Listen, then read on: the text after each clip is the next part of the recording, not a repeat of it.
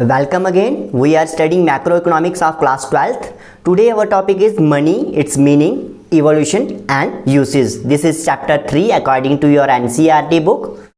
But before we start, let me know how are you all. I am your Deepak sir and today we are studying about money. So what is money? Money क्या होती है? A thing which is commonly accepted as medium of exchange. कोई भी ऐसी चीज़ जो as a medium of exchange use की जा सके. फॉर एग्जाम्पल कोई भी कमोडिटी हमारे पास अगर है तो अगर हम उसको कमोडिटी को देकर कोई चीज़ खरीद सकते हैं तो वो मनी होगी. ठीक है, तो इसकी डेफिनेशन देखेंगे. पहले क्रॉथर ने इसको डिफाइन किया हुआ है, anything that is commonly accepted as a means of exchange and that at the same time acts as a measure and store of value. तो क्रॉथर ने क्या डिफाइन किया है मनी को कि कोई भी चीज़ जो as a means of exchange accepted की जा सके. For example money as a means of exchange है, उस मनी को हर कोई एक्सेप्ट करता है. ठीक है, कोई भी ऐसी चीज़ जिसको मीन्स ऑफ एक्सचेंज एक्सेप्ट किया जाए and that at the same time acts as a measure and store of value. तो साथ ही साथ मीन्स ऑफ एक्सचेंज भी उसको एक्सेप्ट किया जाए, साथ ही साथ वो चीज़ as a measure and as a store of value भी हो. Measure of value and store of value क्या होता है इसको हम आगे डिटेल में देखेंगे. तो अब मनी की क्यों ज़रूरत पड़ी? मनी की ज़रूरत पड़ती ही ना अगर कोई मार्केट ट्रांजैक्शन ना होते, अगर कोई इंडिविजुअल किसी एक आइसोलेटेड लैंड पे रह रहा होता, किसी आइलैंड पे रह रहा होता, तो उसको एक्सचेंज करने की ज़रूरत ही ना पड़ती. लेकिन ऐसा नहीं है. जब बहुत सारे इकोनॉमिक एजेंट्स हो जाते हैं इकॉनमी में और वो ट्रांजैक्शंस करते हैं थ्रू द मार्केट, तो वहाँ पे मनी का रोल बहुत इंपॉर्टेंट हो जाता है. ठीक है, तो मनी क्या रोल प्ले करती है? As money becomes an important instrument for facilitating this exchanges. Money has no role if there are no market transactions, but as soon as there are more than one economic agent who engage themselves in transactions through the market, money becomes an important instrument for facilitating these exchanges. तो money का कोई role नहीं होता अगर market transaction ना होते, लेकिन जैसे ही more than one economic agent engage हो जाता है, एंगेज करता है ट्रांजैक्शंस में थ्रू द मार्केट, तो मनी ही एक ऐसा इंस्ट्रूमेंट है जो इन एक्सचेंजेस को फैसिलिटेट कर सकता है. Money has also solved the problem of double coincidence of wants. तो डबल कोइंसिडेंस ऑफ वांट्स क्या है? आवश्यकताओं को दोहरा संयोग क्या होता है कि जब फॉर एग्जांपल मेरे पास राइस हैं और आपके पास क्लॉथ हैं, तो अगर मुझे क्लॉथ चाहिए तो मैं आपको अपने राइस देना चाहता हूँ, लेकिन आपको शूज़ चाहिए, तो आप मुझे अपना क्लॉथ नहीं देंगे क्योंकि आपको राइस चाहिए ही नहीं. तो इस कॉन्टेक्स्ट में डबल कोइंसिडेंस ऑफ वांट्स वाली प्रॉब्लम अराइज हो जाती है. एग्जैक्टली हमें वही इंसान नहीं मिलता जिससे हमें चीज़ चाहिए होती है. ठीक है, तो मनी ने इस प्रॉब्लम को भी सॉल्व किया हुआ है. ठीक है, तो वाटर एक्सचेंजेस जो वाटर सिस्टम था जहाँ पे चीज़ों के बदले चीज़ें ली और दी जाती थी, तो उस कॉन्टेक्स्ट में डबल कोइंसिडेंस ऑफ वांट वाली प्रॉब्लम अराइज होती थी. तो मनी ने इस प्रॉब्लम को सॉल्व किया है. तो मनी की इसीलिए वैल्यू है और इसीलिए मनी इवॉल्व हुई. अब कोई भी ट्रांजैक्शन होता है तो दोनों पार्टीज़ के बीच में एक इंटरमीडिएट गुड रहती है जो ट्रांजैक्शंस को फैसिलिटेट करती है. तो यहाँ पे एक इंटरमीडिएट गुड वो कौन होगी? इंटरमीडिएट गुड कौन सी होगी? वो मनी होगी. फॉर एग्जांपल अगर दो पार्टीज़ हैं तो उनको अगर कोई चीज़ एक दूसरे से लेनी या देनी है तो वहाँ पे मनी ही एक इंटरमीडिएट गुड का रोल प्ले करेगी और मनी से कोई कुछ भी खरीद सकता है. फॉर एग्जांपल मेरे पास राइस हैं तो मैं अपने राइस को सेल करके उसी मनी को क्लॉथ के लिए यूज़ कर सकता हूँ, क्लॉथ परचेज कर सकता हूँ. तो इस तरह से मनी एक इंटरमीडिएट गुड का काम करती है जिससे कि ट्रांजैक्शंस हो पाते हैं इकॉनमी में. This facilitation of exchanges is considered as principal role of money. तो सबसे बड़ा रोल मनी का क्या है? फैसिलिटेशन ऑफ एक्सचेंजेस, जहां हम कह सकते हैं मीडियम ऑफ एक्सचेंज. तो सबसे ज़्यादा ज़रूरी, सबसे इम्पॉर्टेंट मीडियम ऑफ एक्सचेंज ही है। तो मीडियम ऑफ एक्सचेंज एक इम्पॉर्टेंट यूज़ है मनी का, जहां हम कह सकते हैं कि मीडियम ऑफ एक्सचेंज एक बहुत इम्पॉर्टेंट फंक्शन है मनी का, जिससे कि ट्रांजैक्शंस इकॉनमी में फैसिलिटेट हो सकते हैं और बहुत सारी प्रॉब्लम्स जो बार्टर सिस्टम के कारण होती थी वो अब नहीं हो सकती।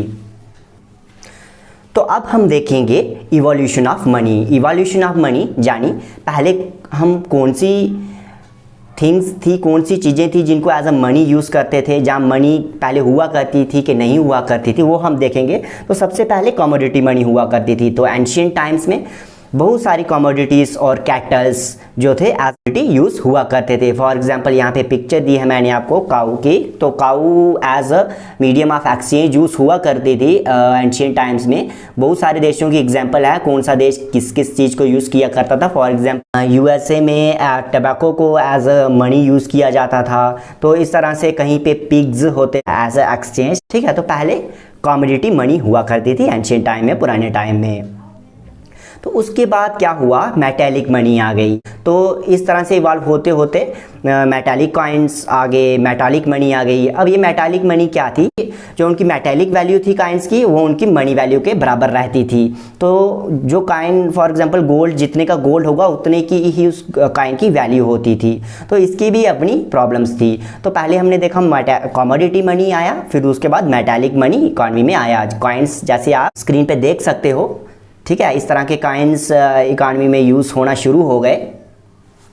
तो उसके बाद नेक्स्ट आ गई पेपर मनी। तो मेटालिक मनी के बाद आ गई paper money.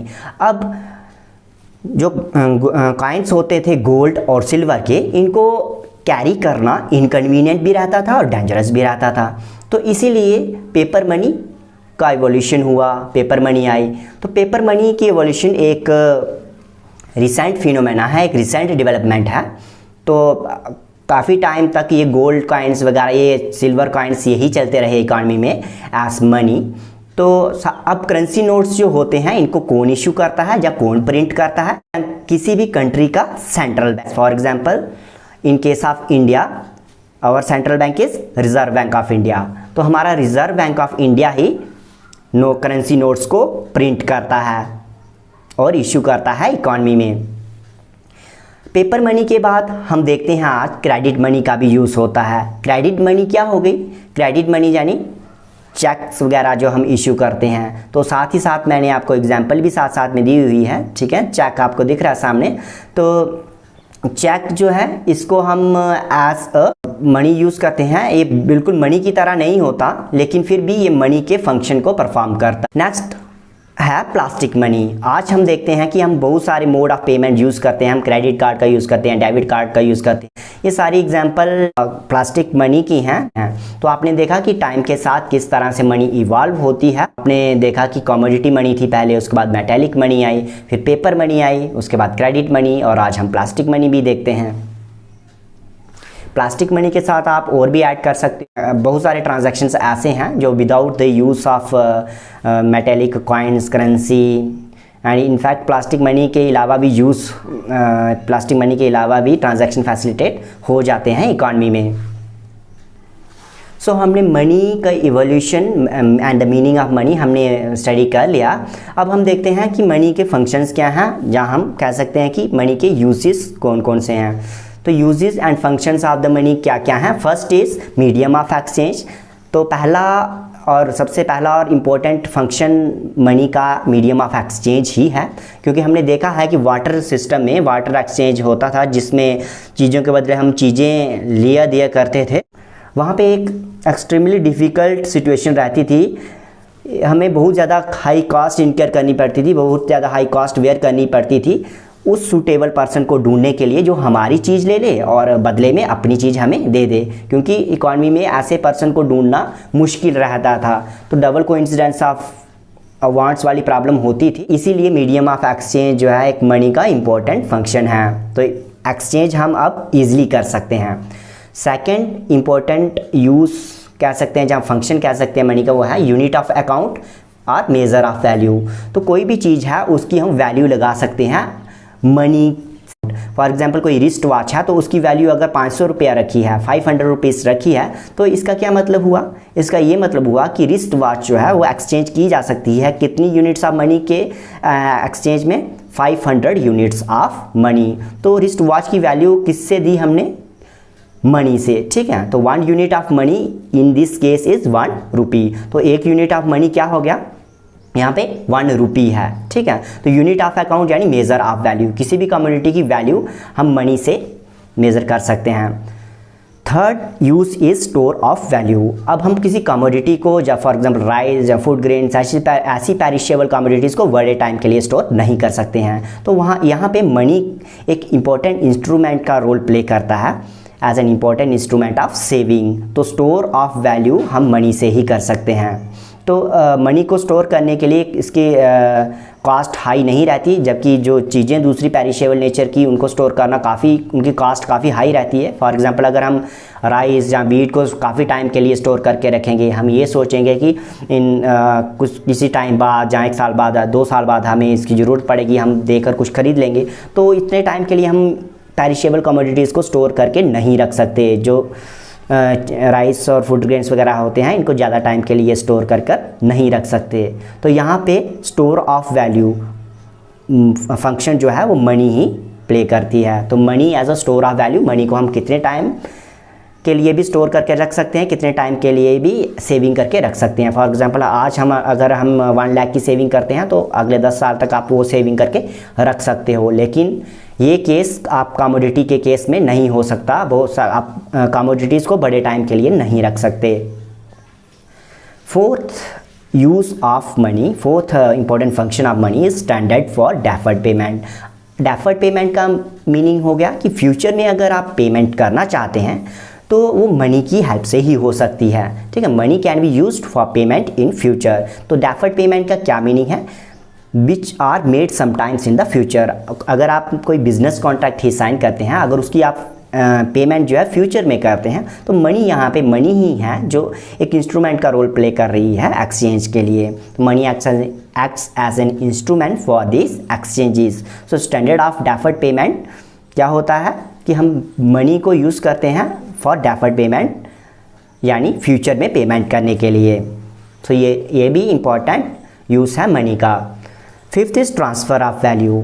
Transfer of value यानी कोई भी कमोडिटी, आपने एक कमोडिटी खरीदी, फॉर एग्जांपल आप उसको बेच के पैसे दोबारा से लेना चाहते हो तो आप ऐसा कर सकते हो, जहाँ उस चीज़ के बदले कोई दूसरी चीज़ भी खरीद सकते हो, ठीक है। तो आपने एक कमोडिटी से वैल्यू ट्रांसफ़र की और दूसरी कमोडिटी में वैल्यू अपनी लगा ली। तो यहाँ पे एग्जांपल जैसे यहाँ पे मैंने दी हुई है, you can sell your house in Indore. तो आपका अगर घर इंदौर में है तो आप उसको बेच कर दूसरा घर खरीद सकते हैं मुंबई में। फॉर एग्जांपल यहाँ पे अगर आपने घर 20 लाख का घर था आपका, उसको आपने सेल किया और आपने मुंबई में 20 लाख का कोई घर ले लिया, तो इस तरह से आप ट्रांसफ़र ऑफ वैल्यू कर रहे हो। तो ट्रांसफ़र ऑफ वैल्यू किसकी हेल्प से हो रहा है, मनी की हेल्प से ही हो रहा है।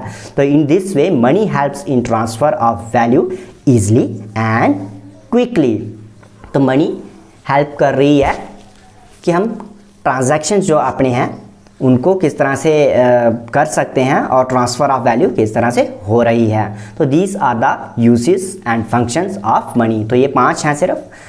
आई होप आपको ये समझ आ गया होगा। तो आज हमने मीनिंग ऑफ मनी को अंडरस्टैंड किया अच्छे से, इवोल्यूशन ऑफ मनी कि मनी कैसे इवॉल्व हुई। उसके बाद आज हमने साथ में किया uses and functions of money. I hope आपको अच्छे से समझ आ गया होगा। Thank you for watching. You can subscribe the channel Decipher and Learn for updates and more videos.